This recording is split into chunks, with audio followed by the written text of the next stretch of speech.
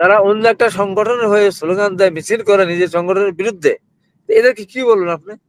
এটা যত বড় যাই হোক না কেন, আওয়ামী লীগ ধরেন শেখ হাসিনা বড়দেরা না। শেখ হাসিনা 5 বার প্রধানমন্ত্রী, 5 বার প্রধানমন্ত্রী, একটানা 15.5 বছর প্রধানমন্ত্রী। কোথায় এখন? কোথায় আছে? সব তো তার সাথে ছিল। এটা কি দেখছেন আপনারা? এই ডাকসু কি মনে করছেন এই ডাকসু একদম সারা পৃথিবী জয় করে নিবে? অবশ্যই না। যেই 5 তারিখ পট পরিবর্তন হয়ে গেল, তাদের চেহারা অন্যরকম হয়ে গেল। তারা শুরু করে দিল বিএনপির সমালোচনা, বিএনপি হাত দখল করছে, বিএনপি ঘাট দখল করতেছে, বিএনপি এই করছে, বিএনপি সেই করছে, বিএনপি সাদাবাজ, নানান কাহিনী। আমরা কিন্তু একটা বারও তাদের উপরে ব্লেম দেয়নি, কোনো কিছুই বল নাই। তারা যখন বলা শুরু করলো, তখন আমরা পর আমরা কিছু কথা বলেছি যে সত্য। তারা যেটা বলেছে এটা অসত্য। আমাদের মানে একবারে গড়ে চালাবাজ বানিয়েছে। যেটা একটা মিছিল করলো না, গণতন্ত্রের কথা বললো না, যারা ওরম পরিস্থিতিও না, পরে যদি 5 তারিখ না আসতো, এদের তো সাদিক কেমন যদি কেউ চিনতো, ছাত্রলীগ নেতা হিসেবে চিনতো, তাদেরকে ভোট দিয়ে দিল। এখানে ব্যাপার হলো জামাত তো সবসময় বলতেছেই ভারতের জন্য আমরা হুমকি না, ভারতের সাথে আমাদের সুন্দর সম্পর্ক বজায় রাখতে চাই। তাহলে কেন ওরা করবে আমি বুঝি না। বরঞ্চ আমাদের বিরুদ্ধে তো এনসিপি, তারপর আরো যারা আছে, তারা আমাদের বিরুদ্ধে আঙ্গুল তুলে যে আমরা নাকি ভারতের পক্ষে, ভারতের কথা মতো আমরা চলি। আর জামাত সবসময় বলে বেড়াচ্ছে যে আমরা ভারতের সাথে সুসম্পর্ক বজায় রাখতে চাই, ভারতের মনে কষ্ট দিতে চাই না। তাহলে ভারতের এখানে তো কষ্ট পাওয়ার কিছু নেই, উদ্বেগ প্রকাশ করার তো কিছু নেই। এখন ভারতের যত যাই হোক না কেন, তারা ঘুরে ফিরে আওয়ামী লীগকে চায়, তার চেয়ে বেশি চায় শেখ হাসিনাকে। শেখ হাসিনাকে তারা ভুলতে পারবে না, কারণ আওয়ামী লীগ যা দিতে বা যা দিবে, শেখ হাসিনা তার চেয়ে বেশি দিয়েছে এবং দিবে। যেখানে ঘুরে ফিরে তারা বাংলাদেশের শাসন ক্ষমতায় শেখ হাসিনাকে ফিরিয়ে আনতে চায়। সেই আনার ক্ষেত্রে তারা নানান ধরনের কথাবার্তা বলবে, কাজকর্ম করবে। আলটিমেট পারবে না হয়তো, শেখ হাসিনা জীবদ্দশায় ফিরে আসা খুব কঠিন। কিন্তু আমাদের মধ্যে যে অনৈক্যের সৃষ্টি হয়েছে, এবং বাংলাদেশটা এই যে ঢাকা বিশ্ববিদ্যালয় যেটা হলো, এটা ঢাকা বিশ্ববিদ্যালয় ডাকসু কলঙ্কিত হয়েছে। যেভাবে বলুন, আমি ভোটের রায়কে আমি মেনে নিলাম, কিন্তু এই ভোটের রায় এরকম এইভাবে হবে, বা এই ঢাকা বিশ্ববিদ্যালয় একটা ঐতিহ্যবাহী বিশ্ববিদ্যালয়, যে বিশ্ববিদ্যালয় থেকে আন্দোলন করে রাজনীতি করে রাজনৈতিক সংগঠনের ছাত্র সংঘের নেতৃত্বে। আপনি কলঙ্কিত বলবেন কেন? যদি ছাত্রছাত্রীরা ভোট দিয়ে তাদেরকে নির্বাচিত করে আনে, তাহলে তাদেরকে এইটাই তো কথা, এইটাই তো কথা। কাদেরকে ভোট দিল? যে ছেলেরা, যে ভিপি, যে যারা নিজের সংগঠনের নাম লুকিয়ে অন্য সংগঠনের সঙ্গে মিশে ক্যাম্পাসে থাকলো, খেলো, স্লোগান দিল, মিছিল করলো, সবকিছু করলো, যেই সরকার পরিবর্তন হলো তারা তখন রূপ পাল্টে ফেললো। এইরকম যারা নিজের দলের সাথে যারা মুনাফিকি করে, নিজের দলের আদর্শকে যারা মানে ধারণ না করে শুধুমাত্র সুবিধার জন্য, বিষয় লেখাপড়ার জীবন সুন্দরভাবে পালন পার করার জন্য তারা অন্য একটা সংগঠনের হয়ে স্লোগান দেয়, মিছিল করে নিজের সংগঠনের বিরুদ্ধে। এদেরকে কি বলবেন আপনি? এটা যত বড় যাই হোক না কেন, আওয়ামী লীগ ধরেন শেখ হাসিনা বড়দেরা না। শেখ হাসিনা 5 বার প্রধানমন্ত্রী, 5 বার প্রধানমন্ত্রী, একটানা 15.5 বছর প্রধানমন্ত্রী। কোথায় এখন? কোথায় আছে? সব তো তার সাথে ছিল। এটা কি দেখছেন আপনারা? এই ডাকসু কি মনে করছেন এই ডাকসু একদম সারা পৃথিবী জয় করে নিবে? অবশ্যই না। এই ডাকসু যে ভোট কলঙ্কিত হয়েছে, আমি বলছি কি কারণে।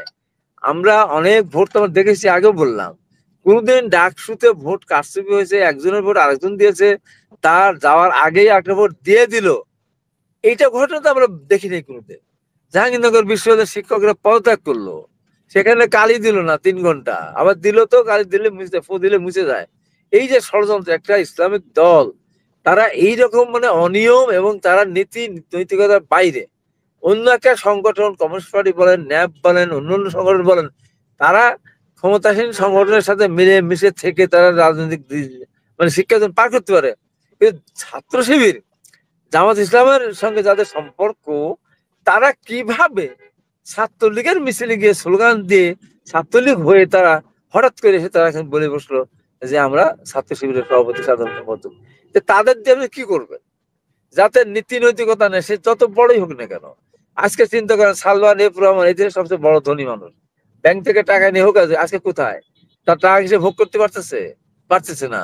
এরকম অনেকবার তোফায়েল আহমেদ 69-এর গণঅভ্যুত্থানের মহানায়ক ছিল, সে মন্ত্রী ছিল, তারপরে ছাত্র গণঅভ্যুত্থানের মহান নেতা ছিল, তার দলের কিছু কর্মের কারণে উনি মারা গেলেন। যখন উনি যে মারা গেছেন অনেকে এখন জানেও না, তার জানাজা কোথায় হয়েছে তাও কেউ জানে না। এই যে অবস্থা, কারণ আপনি যদি অন্যায় করেন তাহলে আপনাকে তার ভুক্তভোগী ফল আপনার ভোগ করতেই হবে। আজকে ডাকসুকে যেভাবে ডাকসুর ভোট তারা কতজন ছাত্রছাত্রী বললো যে আমরা আমাদের ভোট দিতে পারিনি, এই যে একটা ক্ষোভ, এই যে একটা কাজ, এই অন্যায় একটা কাজের জন্য তো যথেষ্ট। 5টা মানুষ ভোট দিতে পারেন নাই, তার মানে এটি তো কলঙ্কিত হলো যে যারা নীতি ক্ষমতায় নেই। অর্থাৎ বিএনপি ক্ষমতায় ছিল যখন, ছাত্রদল তখন নির্বাচন করেছে, তারা কোনদিন ভোট কাটতে যায় নাই, তারা হল দখল করতে যায় নাই, ভোটের কারচুপি করতে যায় নাই, করে দেয়নি। আর এরা ক্ষমতায় যায় নাই, এরা ক্ষমতা যায়নি, কেবল বিশ্ববিদ্যালয়ের প্রশাসনগুলি এদের দখলে নিয়েছে। সরকারের একটা পর্যায়ে একটা প্রশাসনকে তারা, পুলিশ পর্যায়ের একটা পর্যায়ে তারা প্রশাসন তার দখলে নিয়েছে। তার মানে কি তাই যে রাতের বেলা ভোট দিয়ে দিতে হবে ছাত্র শিবিরের পক্ষে? তার মানে কি তাই যে ছাত্র শিবিরের ভিপি ক্যান্ডিডেট ভোট গণনার কাছে বহাল তবে থাকবে, আর ছাত্র দলের ভিপি বাইরে দরজা ঠকঠকাবে, তাকে ঢুকতে দিবে না? এটা হয়? এটা হয়েছে তো, এটি হওয়া উচিত। তাহলে এটা কলঙ্কিত হলো না? আরো কলঙ্ক বের হবে, দেখবেন 5-7 দিনের মধ্যে এমন কলঙ্ক বের হবে যে দুর্গন্ধে এমন ছড়াছড়বে, দুর্গন্ধে আশপাশে মানুষ যেতে পারবে না। এই যে যেভাবে আজকে পুলিশ এভাবে দেখানো হচ্ছে না, এক ঠিকই এখন কোন চোর, কোন অনৈতিক লোক, কোন দুর্নীতিবাজকে কেউ পছন্দ করে না। শেখ হাসিনা কেন পালাতে বাধ্য হলো? এরা যখন ভোটার দিকে মানুষ টেনে নিল, ভোট দিতে দিল না, অন্যদের ভোট দিয়ে দিল, এটা অপরাধ। কাজটা যেটা, এটা আরেকটা নৈতিক অপরাধ। শেখ হাসিনা এই অপরাধ গুলি করেছিল বলেই কিন্তু দেশ ছেড়ে যেতে বাধ্য হয়েছে। এরা তো এখনো কিছুই না, এখন দেশ ক্ষমতা আসেই নি, এখনই দুর্নীতি, এখনই যে কাজটা করলো বাংলার মানুষকে দেখিয়ে দিল। আমরা জামাত ইসলাম মুখে যত ইচ্ছা বলি না কেন, আমরা আমাদের জয়লাভের জন্য আমরা যা ইচ্ছে তাই করতে পারি, যাক যে কারোর সাথে আমরা আঘাত করতে পারি, যে কোনো কাছে তাদের সাথে আমরা ই করতে পারি, প্যানেল করতে পারে। আমাদের ক্ষমতায় যেতে হবে। যেমন আপনার এরা, এবং এরকম দেখেন একটা মুনাফেক একটা সংগঠন, আপনি দেখেন এরা এরা এদের জন্ম হয়েছে কবে? পাকিস্তানের বিরোধিতা করার কারণে নিষিদ্ধ ছিল। শহীদ রাষ্ট্রপতি জিয়া রহমান যখন রাষ্ট্রীয় ক্ষমতায় মানুষের সিপাহী জনতার অভ্যুত্থানের মধ্যে দিয়ে ক্ষমতা আসলেন, আসার পর তখন রাজনৈতিক দলগুলি করার অধিকার দিলেন, তখন কিন্তু এই জামাত ইসলাম, নিষিদ্ধ জামাত ইসলাম কিন্তু ইয়ের ব্যাপারে আইডিএল মাধ্যমে, আইডিএল নামে এরা আত্মপ্রকাশ করলো। 79 ইলেকশন কিন্তু আইডিএল এর পক্ষ থেকে করেছে। এরপরে এরশাদ যখন আসলো তখন এরা জামাত ইসলাম আবার পুনরায় জামাত ইসলামের নামে এটা ফিরে গেল। এবং গোলাম আজমও শীর্ষ শহীদ রাষ্ট্রপতি জিয়া রহমান আমলে কিন্তু বাংলাদেশে আসার সুযোগ পেয়েছিল। এবং বিএনপি সাথে ওরা 7 দলের সাথে একসাথে ওরা আন্দোলন করতো। 86 নির্বাচনে আওয়ামী লীগ যখন চলে গেল, তো আওয়ামী লীগের 15 দল ভেঙে 5 দল নির্বাচনে গেল না, আজকে মেনে নিনু ভাইরা, আর আওয়ামী লীগ 8 দল নিয়ে তার নির্বাচনে গেল। জামাত ইসলাম তার বিএনপি কে ছেড়ে চলে গেল আওয়ামী লীগের সাথে নির্বাচন করতে। সেই সময় না যায়, তাই তো এর সাথে কন্টিনিউ করে না। এরপরে 91 সালে আবার জামাত বিএনপি মোটামুটি কাছাকাছি আসলো। যেখানে বিএনপির ভোট কম সেখানে জামাতকে সমর্থন দিল, যেখানে জামাতের ভোট খুবই কম সেখানে বিএনপিকে সমর্থন দিল। এইভাবে জামাত 18টা আসন পেল। তারপর সরকার গঠন তো বিএনপি একভাবে করতে পারেনি, অন্যান্য দলকেও নিয়ে সরকার গঠন করতে পারতো, তা না করে জামাতকে 2টা মহিলা সংরক্ষিত আসন দিল। দেওয়ার পরে তারা সরকার গঠন করলো। এই দেখেন, আবার এরা 94 সালে গিয়ে আওয়ামী লীগের সাথে আঘাত করে তারা সেখানে আপনার ই করলো, আঘাত করে তারা সেখানে আন্দোলনে গেল। আন্দোলন করার পর নির্বাচন হলো, সেই নির্বাচন মাত্র 3টা আসন পেল। বিএনপি শত বিরোধিতার পরেও 116টা আসন পেয়েছিল। তারপরে আবার সেই বিএনপি ম্যাডাম খালেদা জিয়া মহানুভবতার একজন দৃষ্টান্ত, উনি এই জামাতকে নিয়ে আবার 2001 সালে আপনার ইয়ে করলেন, 2001 সালে একসাথে নির্বাচন করলেন।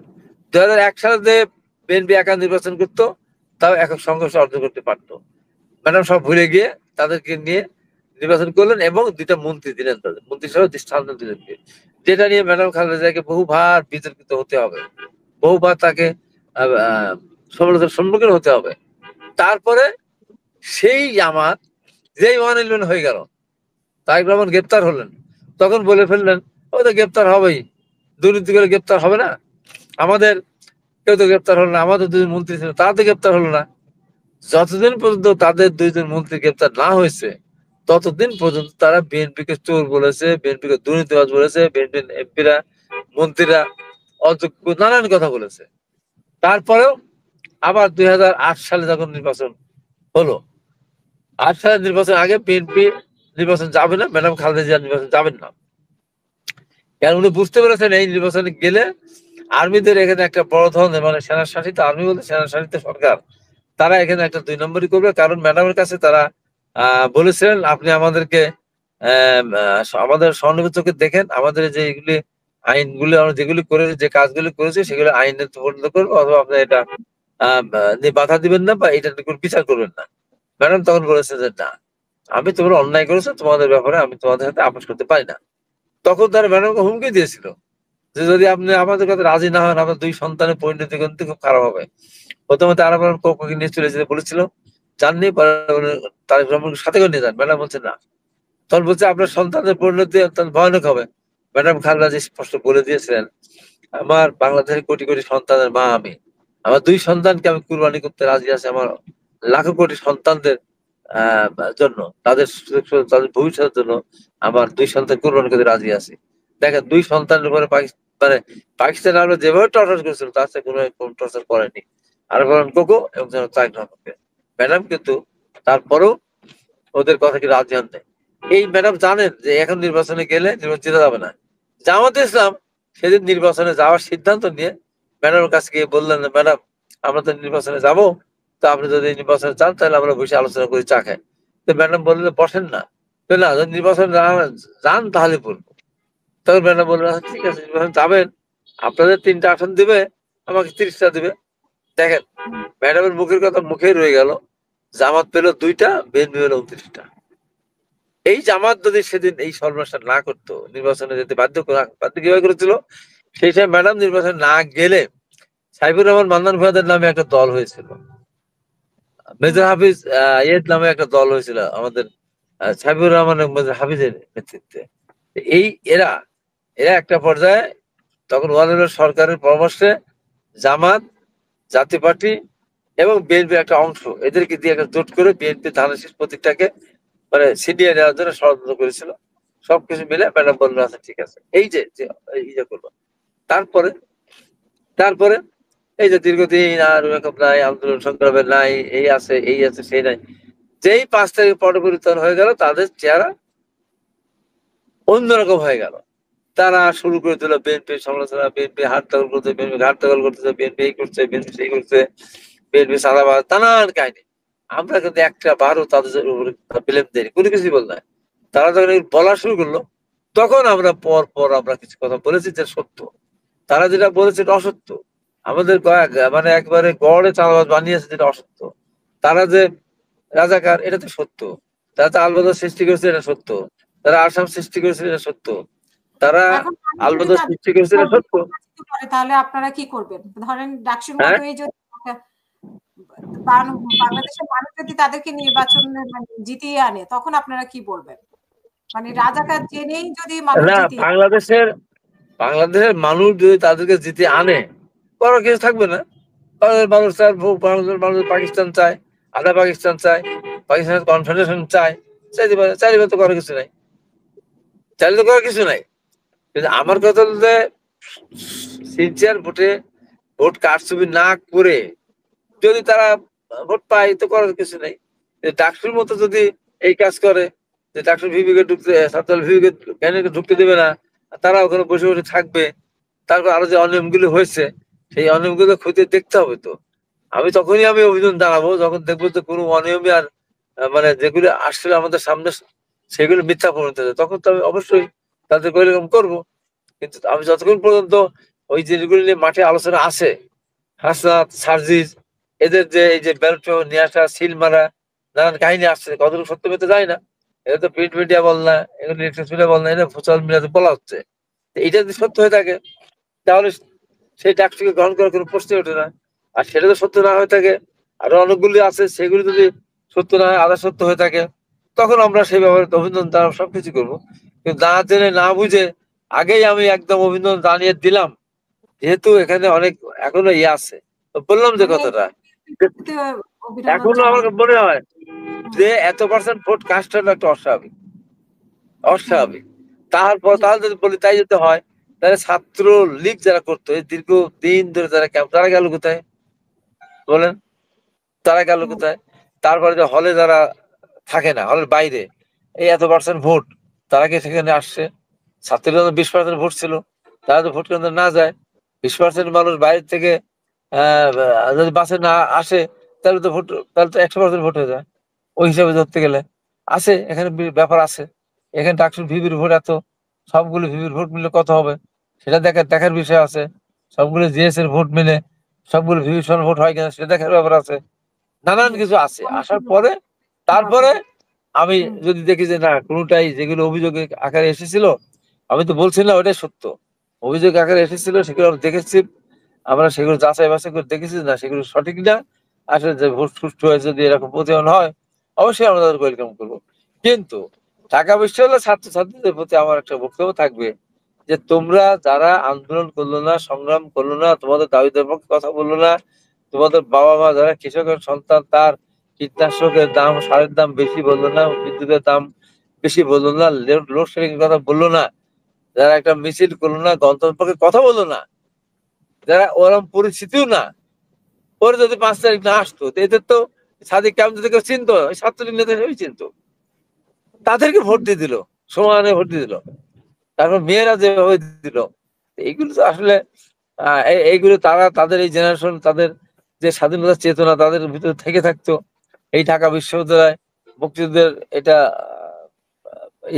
মানে এটা কি বলবো, মুক্তিযুদ্ধের এটা সূতিকাগার ছিল, মনে করতো, তাহলে ওরা কিন্তু 7 বার চিন্তা করতো ভোটটা এই প্যানেলে দেবো কিনা, যাকে আমরা ক্যাম্পাসে পাই নাই, দেখি নাই, আরেকটা সরকার স্বাস্থ্য সমস্যা ছিল, তার পক্ষে ভোট কিভাবে করলো আমি জানি না।